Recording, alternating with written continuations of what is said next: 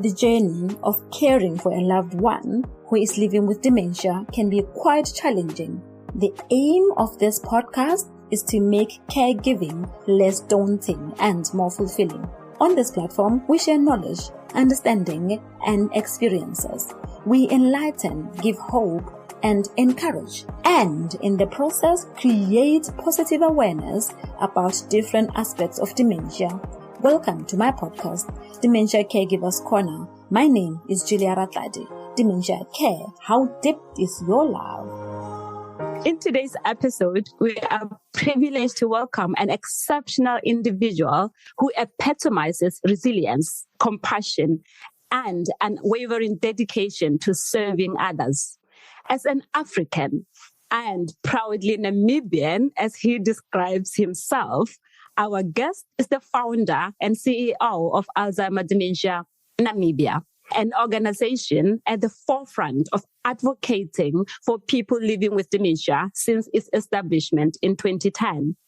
His commitment to this cause is evident in the creation of a dementia care farm and a place of safety for people living with dementia who are perceived and accused as witches.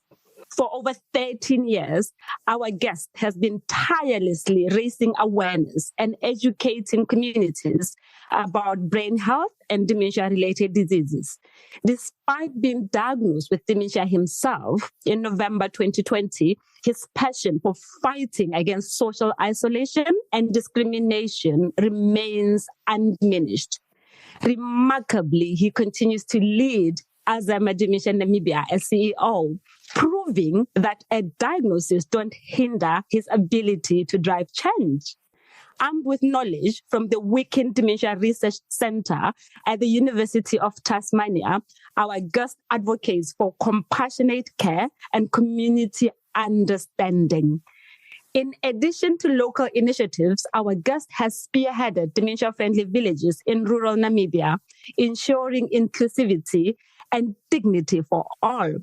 His influence extends globally as a sought-after international speaker, sharing wisdom and inspiration with audience worldwide.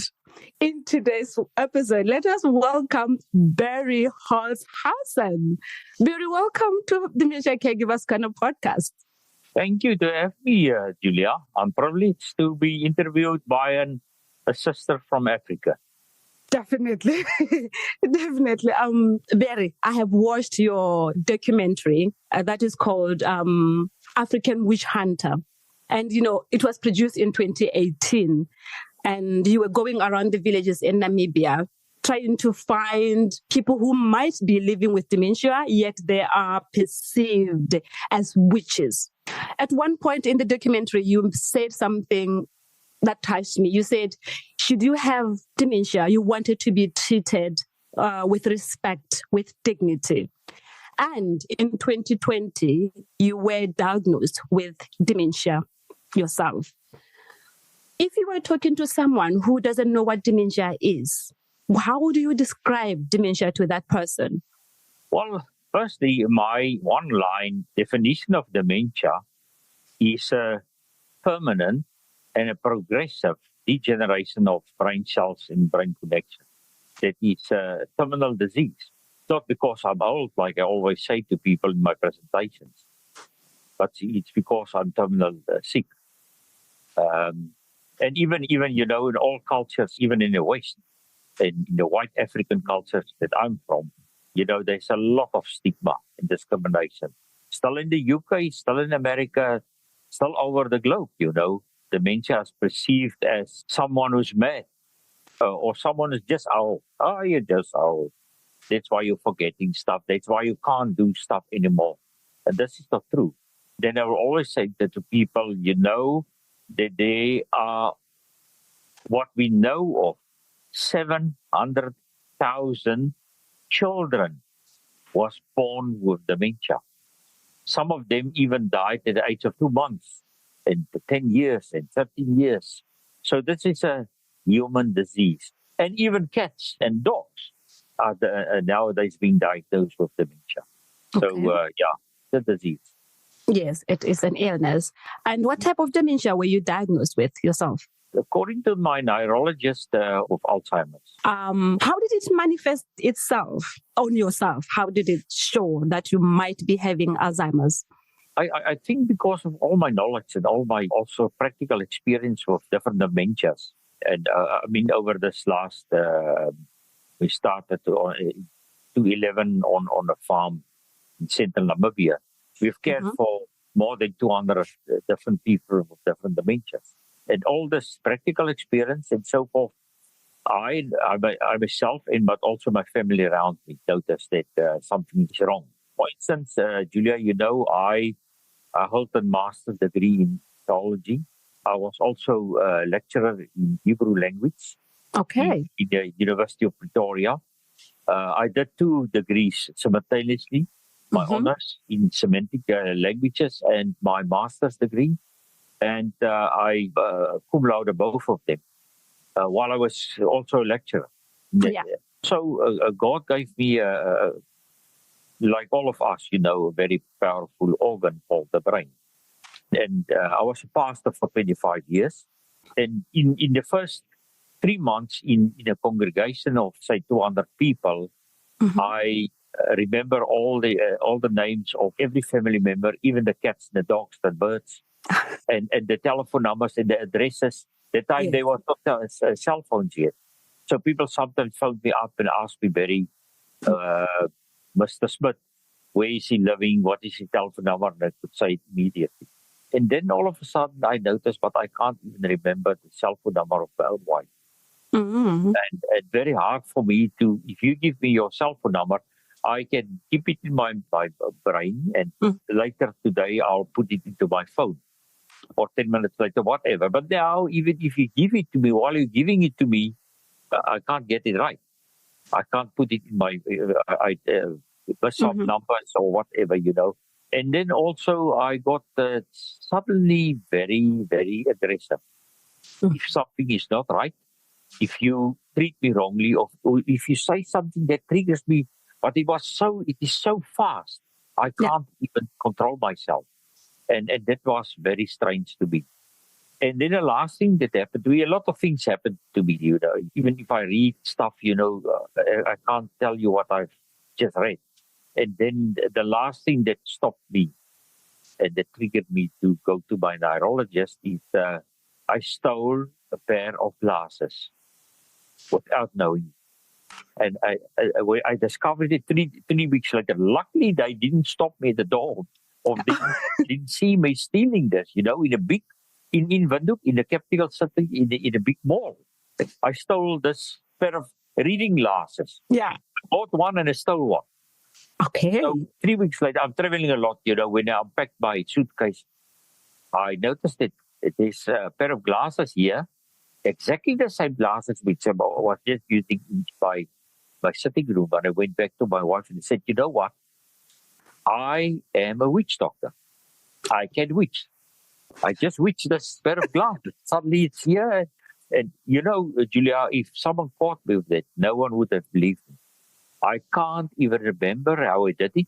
I handled both of these pair of glasses in my hotel room. Yeah. My suitcase, but I couldn't notice that. But I've got now 2 of the same thing. So that stops me in my tracks. And I said, something is really wrong with me. Yes. Sometimes I left behind my clothes in my room. I'm traveling 50,000 kilometers a year only in my country regarding dementia and young families. And so specifically in the rural Namibia. And I left behind my clothes. I left behind a lot of stuff. And I noticed that I, can't find my wallet or whatever. But not find it. I can't even see it because everything is black. Putting on a dark table, for instance, so there's no contrast in colors, and then I will walk away and walk around. And where is this thing? So hearing noises. That I stopped suddenly and said to my wife, "Can you hear the bells ringing?" And we travel also that year. We traveled to our daughter in the UK. Yeah. And I was very confused traveling, In 5 minutes, I will pack and unpack my handbag to find my passport and my cell phone, put it back. And just after I put it back, hey, where's this? Let me see again. So I was very unsure also. And I made an appointment with my neurologist. He knows me very well because I'm from time to time bringing people to him, accompany them to the neurologist. It's a scary thing to go for a, dementia test. Yes. Diagnosis. And then he said to me, when he walked into his room, where's your patient? I said, no, doctor, I'm your patient. Come on. I said, no, really, I'm making a joke. I'm your patient. Really? And after I told him all my stories, there's many more. Everything that happened the last few months with me and so on, my struggles. He looked at me and said, Berrie, if everything is true what you're telling me and I believe you, then you must have severe damage already in your brain. Let's start everything. Yes. So we started all the tests, the blood test, yes. the MMSE, mini mind state examination and just walk a little bit, come back and whatever. And then he sent me off for this brain scan. So after a year, after 3 brain scans, which he could compare, I started with the process in 2019, November. And then COVID came, and all the stuff, but I keep on doing this. And then he phoned me up. He said, Berrie, where you still? Like, no, doctor, I'm traveling. I'm coming from the rural Namibia. I was working there. He said, well, Berrie, you need to visit me as soon as possible because your brain is very, very damaged. It's severely damaged. Yeah. Said, well, I've read the report. I can't understand everything, but I could understand comparing this all these brain scans. I'm living with Alzheimer's. So when I walked into his rooms again, he jumped up behind his table and said, this is a miracle. And I looked around, where's this miracle here in the room? What do you mean? About? He said, how did you came here? I said, well, driving from Swakopmund, 360 kilometers on your own. Just like always. Yeah. Said, well, Berrie, you know what? I'm a scientist. I'm a neurologist. I must believe the science. And according to the science on my desk, the different brain scans and everything, you're not supposed to talk to me, to walk anymore, and to drive your own car. Well, I'm talking, like you see, I'm walking. Yeah. And he was just stunned the whole time. And then I asked him, what do you think is the difference? He said, yes. I think because you keep on being busy. You don't let the, sometimes placebo kicking in also. If you get a diagnosis that you've got cancer, you're not going to survive that. People will die soon sometimes. So, that's how it started. I wanted to find out from you. So these manifestations, they came in episodes, like you will do something and not remember it. Then you will come back to yourself. Then you will remember. There was a story that I read. It happened in America. This older lady, she was suffering or she was living with dementia. She got into a shop, just the same as your story, and got something and went out without paying for it. And the police officers were called on her and they just didn't know how to handle her. They just mishandled her in a bad way because the community doesn't know how to deal with people who are living with dementia. Definitely so, and now after 3 years, I can define my different challenges very, very, very good to other people. Say, sometimes I can't even remember. If my wife said to me, but Berrie, we were there and we met up with this people, said, really, believe me, I can't remember it. Sometimes I can remember. If you remind me, it reminds me about something, I can. But I can't remember the detail. Sometimes I can't remember the detail even. And it's not sudden. The progression that I experienced in my own life was very slowly. Very, very slowly. up to a point where people around me, my wife, my daughter, because we had an intervention, I asked them to sit down with me and tell me the story. And they told me stories about the last 6 months or a year. Some of the stories I couldn't remember. I said, did I really do this? But because I trust them, for me, it's still unreal. But because I trust them, I say, okay, if you say this, I believe you. But then there's something wrong, seriously wrong. Seeing, knowing my own abilities, and then for knowing my abilities, Yes. So now, okay, let me take this as an example. Like I invited you to this Zoom meeting. How did you make sure that you did not forget it? Is there any strategies that you use to remember some things that even other people who might be living with dementia can use those strategies? You know what, Julia, what I've learned over the last 3 years is the importance of your senses. And I think there's a lot of dementia perception that I've learned over the years. And also, I did a lot of awareness everywhere in different levels that I taught through my awareness, which I don't believe anymore. And one of this is, I called my senses my EVs, my external brain. Very important to me. If I focus in the here and the now with my senses, while there's not many things that I will forget. So a meeting like yours, that I don't have often. I do have meetings once every month. I'm part of a review group of the Dementia Global Platform, Exchange Platform. And we are all people living with dementia in this group, and then we need to review some document and see if it can be published on this platform. I will not forget it. Neither the time, not to read the document beforehand. I am so focused on this that in January, I was traveling down from the Kavango in Namibia now. I was traveling down from the Kavango to my place, about 800 kilometers. I worked out the exact spot where I need to stop to be part of this meeting next to the road. And if there's signals and everything, what I missed, I was thinking it's 1 o'clock, and then it was 2 o'clock. Okay. And I was sitting there under the tree, 1 o'clock, 10 past 1, quarter past 1, and then I looked up my email. Berrie. Germany, and it's not 1 and 2 o'clock in Namibia. So you see, what I learned myself.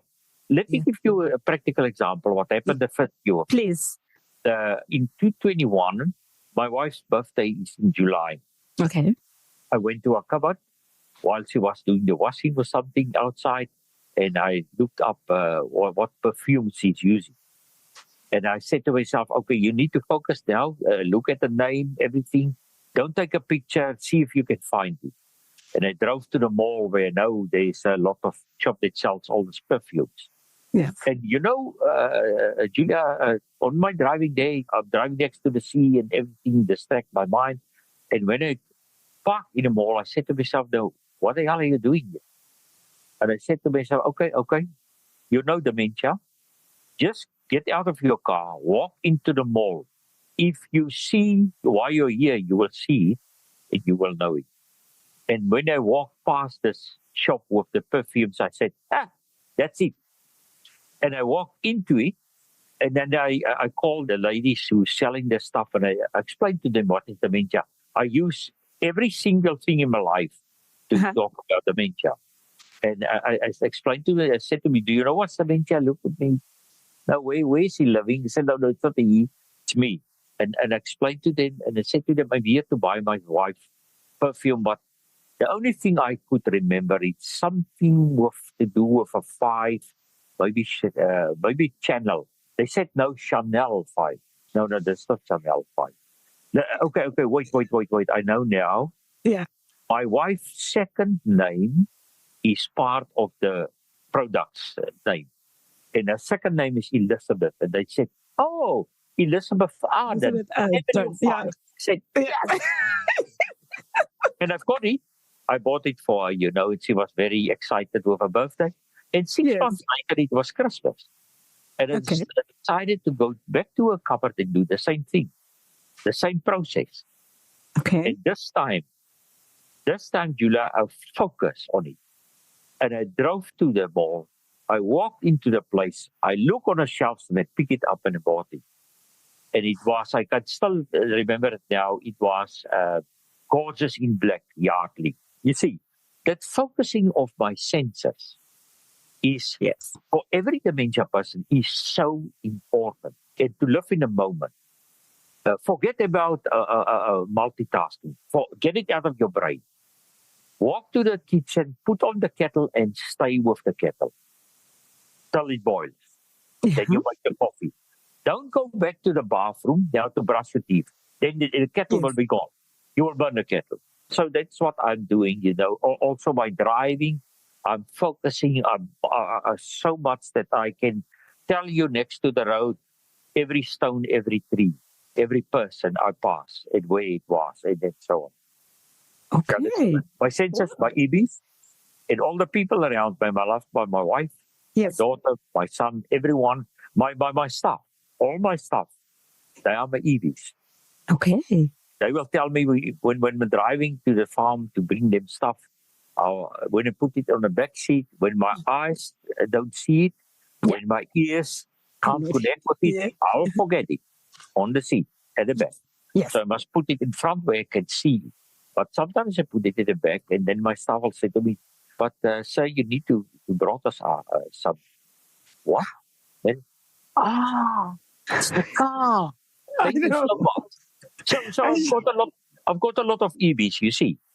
So that's why we can still live a quality of life. But we need the community for that. Definitely. The whole community. Definitely. How old were you when you were diagnosed with Alzheimer's? That was just after my 65th birthday. 65th birthday. Yeah, but I started my diagnosis at 64, and I noticed it already 62, 63. I noticed already all the... Yeah. Okay, you are Berrie. You are educated. You have a family. You have support system in the form of family. But for someone who don't have that, because I know there's so limited infrastructure when it comes to dementia diagnosis in Namibia and in other low middle income countries, you know. So for someone who is not you, maybe who doesn't have a neurologist in the first place, how easy or difficult would it be for that person to get the diagnosis? Like the processes that they have to go through before they can get a diagnosis of dementia. Let's start with the medical professionals. They don't know this disease. In the private sector even. I'm not talking about state government. I'm talking the private doctors, the GPs. They don't know this disease. They don't understand it. They will call it, you get it all. You will forget it.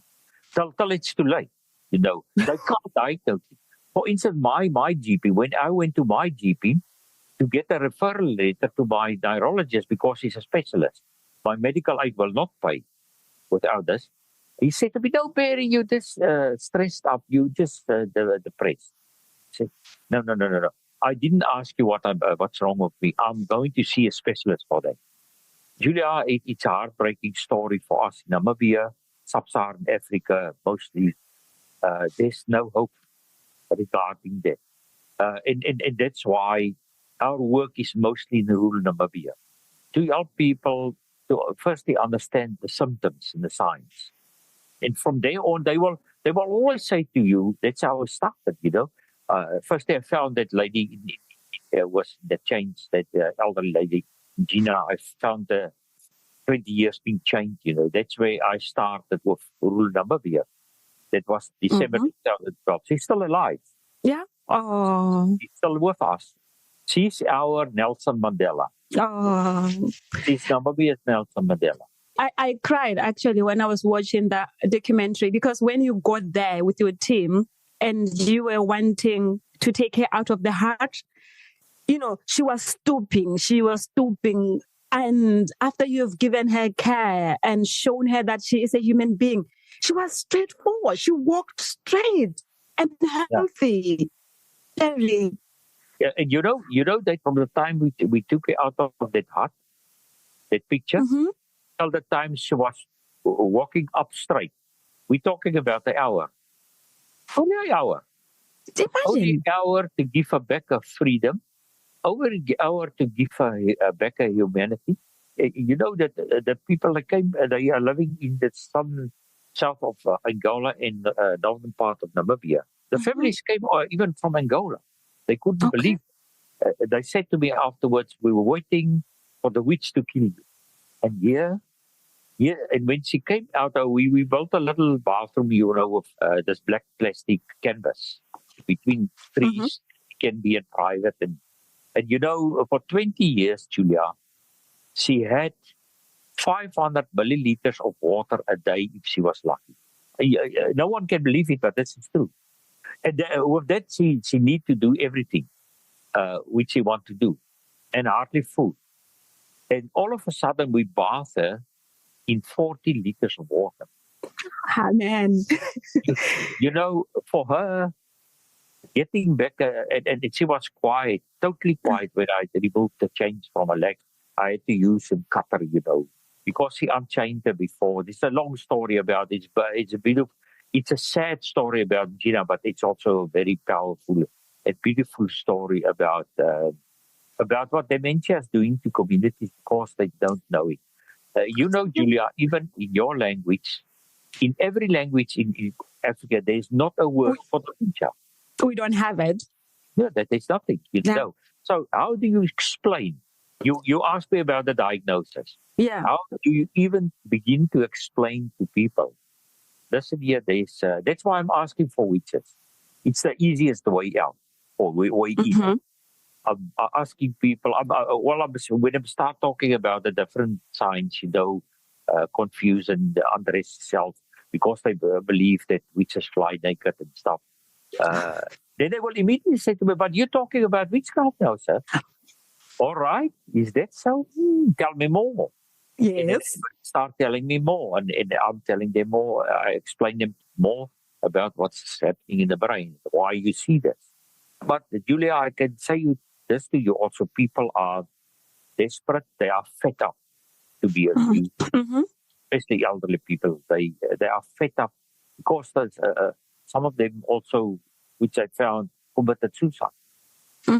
They can't live anymore like this.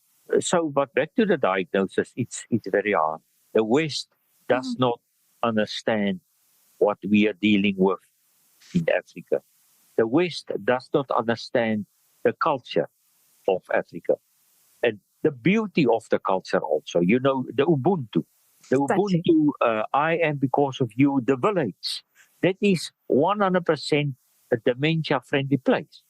All that you need to do, not getting a diagnosis, I want to say, but help the people to understand the brain and what can go wrong, and how to help this mama and this grandfather, in this brother of yours or whatever, And that's where we are standing in Namibia. We're very excited because we, hopefully before the end of the year, we'll put up the first ever billboard in rural Namibia, Mbeu, dementia-friendly village, with a QR code, which will lead them to information, and that's on the highway of the tourists.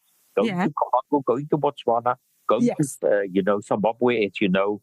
Yeah. And I think they will stop there. They will jump out if there's just see a lion somewhere or an elephant and say, what? Dementia-friendly village in Africa. Yeah, we've got it already. The only thing that we need is the knowledge in the villages. We don't care anymore about getting someone to do a diagnosis. It's too expensive. And they're too far away from a proper hospital. Yes. A proper specialist. Yes. So why? Yes. Why? Yes. That's. I think that's for the West. It's not for us. Yes. I was actually even talking to one doctor from here in the UK. I was talking to her about the diagnosis, and she said to me, Julia, for me, diagnosis is neither here nor there, because then what? let's just put money into finding maybe medication diagnosis for what? She doesn't believe that it will change anything. Talking about our different landscapes, the West and Africa, is it the reason why your slogan for what do you call it? Alzheimer Dementia Namibia. Yes, as we care with love, not drugs. Yes. Is it where you're coming from? What do you mean by that? What I mean by that is, even my neurologist, the first thing he did is look at his prescription pad and write me a recept. And I said to him, doctor, you know me very well. I will tear up this prescription pad and throw it in a dustbin. I don't believe in any of this medication. And I've seen this in the rural Namibia. There's haliparadols, antipsychotics, and then they give something else to hide the signs of medication. But what do call it? The paramedical signs and symptoms of side effects of medication. I've seen too much. Mm-hmm. All this so-called antipsychotics, anti-mood, anti-stabilizer. What we use is what we strongly believe in to control pain. We strongly believe that to give quality of life, you need not to live with pain. But no, we don't use medication to do what? To control symptoms and signs of dementia. We use the concept of unmet needs. Why? Don't tell me. I taught my staff from 2011. Mm-hmm. I told them, don't phone me and say to me, Juliah doesn't want to shower. Juliah doesn't want to eat. Juliah doesn't want to sleep. Juliah is aggressive. I said, no. Tell me why. Yes. What is wrong in her body? Yes. Does he have uncomfort, maybe? Yes. Does he have pain? Or is there something in the room that's making afraid? Or maybe you're caring. She's refusing your caring because you don't have a friendly face. Try to have a very friendly face because she's reading and he's reading body language, you know. So we were working strongly on this. And I can promise you, Julia, up to till today, the first thing we ask when we admit someone, please give me the list of medication. And then we'll say to them, we don't want this here. Go back to your doctor. Okay. We want a prescription to wean them down.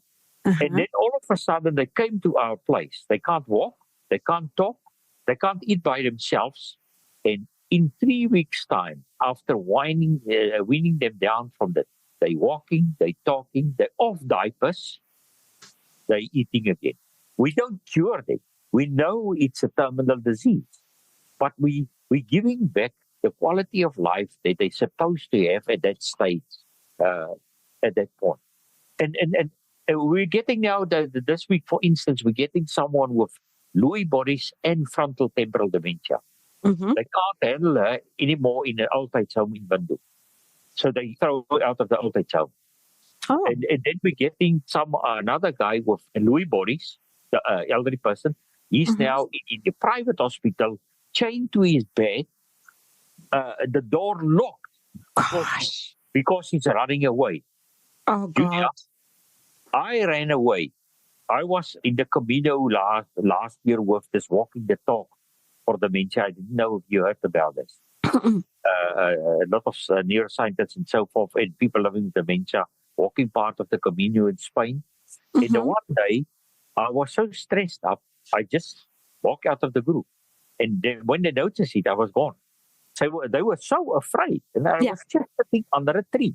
And I said to them, guys, why are you angry with me now? Remember, I'm coming from Africa. I love trees. Mm-hmm. Very hot. It's very nice under this tree here. I can hear the birds, the sounds of nature. That's what I love. Yeah. So I didn't run away. I just walk away from what is stressful up to the place which is calm and peaceful for me.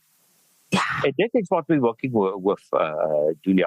And I wrote a letter to a psychiatrist last year because she's warning people not to bring their family members to our place. Because we don't use medication. Because we don't drug them up. One day when you're back in Botswana, come and visit us. We've got a big deck overlooking the desert, Namib Desert. Mm. On the deck, we've got, against the wall, we've got a picture up of Gina in the chains and Gina being released. Oh. And then I show them to the people, and sometimes Gina's even sitting there under her own picture. And people will say, "Oh, why is this people so cruel?" I said, stop there. Now turn your head to that wall. Then I've got a frame there, an open frame, with a chain in it, a normal chain, and then all the medication on the frame, that antipsychotic, anti-mood stabilizers. I said to them, this is a chemical change we as white Africans and as the West and everywhere in the world are using, and we say not a word. We accept it. What is the difference between a physical chain and a chemical chain? Nothing. Even I will say the chemical chain is worse. You can't see. You can't see. You can see the physical chain. And the ropes they tie up the people with. That you can see. But it's acceptable in the Western medicine that you can chain people up with medicine. With drugs. And that's why I'm fighting against, not only here. Yes. I was saying it in Spain among 30 neurologists, psychiatrists from all over the world. I said to them, I showed them these two pictures, said to them, why is this picture also wrong? The chemical change. Or why is it not wrong? And then I asked me, but don't you drink anything? Say, I'm drinking nothing. Nothing. I'm experiencing, like my daughter always say to people, we want to see their symptoms, the pure symptoms of dementia. Then we know what to do. But if you drug it, you don't know what I'm struggling with. Oh, God. You don't know why they're getting angry or whatever. Oh, yeah. So that is our slogan, and we are true to our slogan. These that you are talking about, Berrie, it's just, they make me emotional because I could picture the chains and the tablets on the frames. I saw one video in our class where this lady took her husband to a care home for respite, just for 2 weeks or so. And this man was going on his 2 feet. He was able to shower himself. He was able to do things for himself when he was going for respite. But within 2 weeks, because when he got there, they drugged him. He couldn't walk. But you see, that's what we see over and over again. I call this medication the artificial caregiver of people living with dementia. In the place of a caregiver who can't handle this anymore or don't want to handle this. We want a quiet place. We want to have a nice time and getting money for that also, and say we're looking after people living with dementia. But they must be quiet. We don't want anyone. Aggression, Julia, we call the international language of people living with dementia. I'm always referring to a little baby. A little baby, how does a little baby tell his or her mother, I've got pain in my ear, I'm hungry, I'm thirsty? By crying, by being aggressive. Then a mother does not pick up the baby, take him or her to a doctor and say, listen here, this little guy is very aggressive. You need to give me something to control his aggressiveness. Yes. It's exactly the same. The only difference is I'm an adult now, but I don't, when I'm a baby, I don't have language. Language, yes. But now I'm adult, I don't have language anymore. Yes. Language of words. Yes, communication. You cannot. Yes. But I can communicate very powerfully through my body. And we've got what we call, for instance, the Lollipop Project. Okay, talk about that. For people with FTD, frontal temporal dementia. Yeah. It is so-called aggressive people. What we do is, if they start to exhibit aggressiveness, we give them a lollipop to suck on. Nice lollipop, a chocolate one, suck on. Then they focus on this sucking. And this is the first thing you do after your birth. You can suck. Suck on, yes. You can't understand what you're hearing. You can't understand what you're seeing. But you know what is the mother's breast. When you start sucking, This all connects you to memory very, very far away of your mother, comforting you. Comfort, safety, yes. Safety, all the stuff, and the sucking, the sweetness creates some good feelings in your brain. And we've got very good results with this. Is that? What I trained my staff is do the unmet needs. Is the nappy wet? Yes. Is he hungry? Is he thirsty? Yes. Is there pain somewhere in her body? Yeah.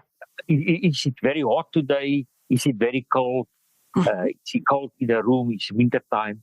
Yeah. If everything is according to you normal, then you give the lollipop. Oh. We've got a really very, very great result. Very great. Are they for any type of dementia or specifically for frontotemporal? No, we use it for any, if you can't speak anymore, if you can't explain to us anymore, if you can't find out what is wrong, because that is our challenge. We are private investigators. We need to find what is the cause. We are seeing the symptom, but we don't want to know what's the symptom. We want the cause of that, And then we believe we create quality of life and a dementia-friendly environment. So that's how we're working out. That's why we are a farm, They need to have space to be free. Yes. Feel free. We Africans, we are people of space. Yes, not definitely. Crowded communities in high-rise buildings in cities, We love nature, Yes, we can't breathe in there. Yeah, that's an interesting one. The lollipop one is really quite interesting. I'll get more information from you. I'll put you also on my WhatsApp group now. Please. I'm writing sometimes every day about my experiences for myself, but also for our people. I would love those experiences so that even when in my class, because we can be talking about the worst way, we have to find a way to talk about the way things work for us as Africans. Yeah. Yes. All right. Now, going forward then, why did you first establish the Dementia Alzheimer's Namibia? Julia, I was my whole life, I was an activist for someone or some group of people. And as a pastor also, I was always trying to teach my congregation, my congregants, to look after the poor and to. I'm coming from a party, I grew up. My father was against it, and my father taught me this is wrong. This is inhuman, and then all the stuff. But still, I was fighting for it, and in this way, I grew up in a certain way underprivileged, because I was taught by the church and the school and everyone except my parents that you are better than Black Africans. And that changed me into someone who doesn't want to fall in the trap again, ever. So in any case, I was in a pastor. We sold our church building, and with the money we bought a home, and we start caring for elderly people at the coast. And then we got this farmer living with Alzheimer's. And there was only 2-3 months with us, then he passed on. But then I said to my wife, I need to understand this. This is not just someone who was just out. This must be a disease. And then I traveled to my kids in England. I looked up Alzheimer's UK, and I sent me to 2 of their homes. And then I started to understand. I asked them, why are you talking of dementia and Alzheimer's if it's 2 different things? And then they start to explain me, dementia is not a disease, it's the condition of the brain caused by many different diseases, like Alzheimer's. And even HIV/AIDS, I think, is the prevalent disease in Africa that's causing dementia, not being treated. Yes. But then I, with this guy who was living with Alzheimer's in this, it was a normal home, and I could see there's a lot of tension between other elderly people and himself. And with his funeral, his wife asked me then to conduct a funeral. I said it's a farmer community. I said to them, I'm looking for, because I also noticed from him that he needs space. He needs to walk. If he wants to walk, he wants to walk. Don't close the door. Don't lock the door for me. Then I will get aggressive. All this stuff happens, and I said to myself, but something is wrong. We don't understand this. Yes. And then I got out of a little farm and I went to England, and they introduced me to a course of dementia, an online course. Yeah. And then all of a sudden I start to understand there's something big going on. And I got involved with Utah's. And so I decided to split up this Holtzhausen, take out all the people living with dementia, because then I noticed there's quite a few of them already. Yeah. Take them out of this and take them to the farm where they can be more free. I took a very big chance because I didn't know very much. All that I know. Yeah. It was the same with Gina. When I found a big chain, people asked me, but do you know? Maybe she's a witch. Maybe she's very dangerous. We don't have the money to look after. I said to them, there's only one thing that I know. I can't leave her like that. That's it. Oh. And I also said it with the dementia people that time. There's only one thing I know. I need to understand this condition, this disease or whatever. And I need to create a place for them. I need to put up a place for them where they can be free, where they can live in nature again and hear the cows and smell the dung and the rain and the dust and all the sounds, that you don't experience now, but I can see in your eyes. You are trying to connect with Botswana, with mountains. Yes, you are reading correctly.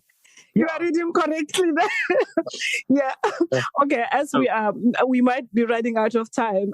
Talk about that now. I saw on your LinkedIn profile, there's a phrase that you have been leading this organization since 2020. Even now, you're still the CEO. And what caught my eye, obviously, was the phrase, why not? Why not? Is the one that caught my eye. And indeed, I'm asking, why not? Because I've read cases of people being dismissed from their work immediately after being diagnosed with dementia. Why do you think people just get dismissed? Immediately, I get my diagnosis today. Like, okay, now you can work. You are still working as a CEO. Yes. And even my financial institution, after a year, blocked all my bank accounts. And I went to them and said, why are you doing this? Said, but you're living with dementia. You're not allowed to manage your own accounts. And then I said to them, I'll take you to court. You are violating my human rights. So now I like you, Berrie, for saying that. You see, Julia, I'm getting first-hand experience of all this. People always ask me, they even filed complaints 2 years ago against me, even at the ombudsman, at psychiatrists, everywhere, at the Ministry of Health. Yes. They filed complaints and asked them to remove me from my position. And I said, why? Can you do what I'm doing? Why do you think I can't do it anymore? Did you test me? So for instance, my wife is always traveling or mostly traveling now with me. And her job is to evaluate my driving. And you see that they say to me, Berrie, you're getting dangerous for other people and yourself. Then I will have my keys, but not before then. And I think isolation, Julia, is not only to put someone into chemical or physical chains, but isolation is to take you away from life, to disconnect you from life, your job, your family life. I'm still me. I'm still me. So if you can kill me, not only by giving, it's not a dementia killing us. It's the attitudes. It is the false perception that is killing us. Yes. How do you know that I can't do this? Let's go for a challenge, and then you can do. I'll invite you. Then not you. I'm talking over. General. I'll invite you now to come and show me how to help this man with FTD. We're going to admit now. Yeah. Tell me what we must do, and I know because they're sending them from other old ages to us. They're throwing them out. This easy one, as they call it. The school dementia people. You're not just always quiet. Don't do anything. But there are active people like me. My daughter, my staff always say, Ooh, we don't want to say we're waiting for the day that Berrie is coming. They called me Katiti Upapa, small father. Okay. Say, I'm their father. I'm the small father, you know. Okay. You can't wait for small father, but on the other hand, he knows all the tricks. Yes. Okay. Last two questions. Do white Africans perceive it different from the black Africans? Yes, different names. They will call you mad. They will call you not capable anymore. They will call you a lot of names in white Africa. They will call you in church, you are possessed by demons. God is punishing you. That's the same as witchcraft. We just use the different words. Description, yeah. To do the same stigma, the same discrimination. So there's no different. There's no difference at all. Okay. All right. At the end, like I said, I've been to Namibia, to Windhoek numerous times. So at one point, I got into this lady's office. She is the advisor to one minister. And so when I started my podcasting, I would send out to people who are on my contact list. I sent her my podcast and she said to me, oh, that's a coincidence because I'm reading something on Alzheimer's. So Julia, and actually her name is Julia too. She said to me, so Julia, what do you want me to do with this information for the people of Namibia? So I'm asking you, if this lady is listening, how do you want them to get involved? Well, firstly, we need to do awareness education, but we need to start on school level because you can, in Africa we have the saying, it takes a village to raise a child. Raise a child, yes. I take that saying and I'm saying it takes a village to care for someone with dementia who was once a child of this village. So if she was a child of that, or a child of that village, being educated in school already about this, there will be no problem. And again, I want to say, if we do proper education and awareness, the whole world will turn their eyes to Africa to come for help and how we do this in Africa. There's a lot of Western people, I'm talking about scientists and neurologists and doctors who are saying this to me from America, from the UK. I've got friends all over the world. They say, well, what are you doing down there? Say, but we are not stupid. Yes. Because we are African. Yes. And don't make a mistake. White, black, doesn't matter what is our color. We are all Africans.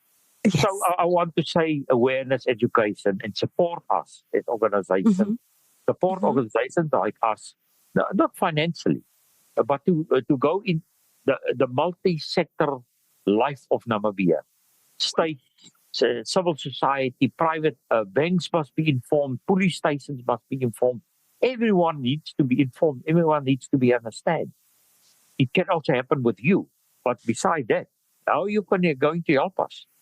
How is the government going to support us when I walk naked down the street, when I was drugged, not only living with dementia, but then drugged? How are you going to support me? Just put me away in some place where I can't harm other people. No. We're still part of the society. Yes. And that's what I'm fighting for in my country, in Sub-Saharan Africa. In Sub-Saharan Africa. Thank you very much. In my mind, I feel like the people that I know this side who are living with dementia, I could just take them all and bring them to your farm. So, all right. No, but thank you very much. I've got a lot to talk to you about. I think we're going to have another one in the future, another chat like this. Because Anytime. There's so much that I want to talk about. Yes. You're welcome.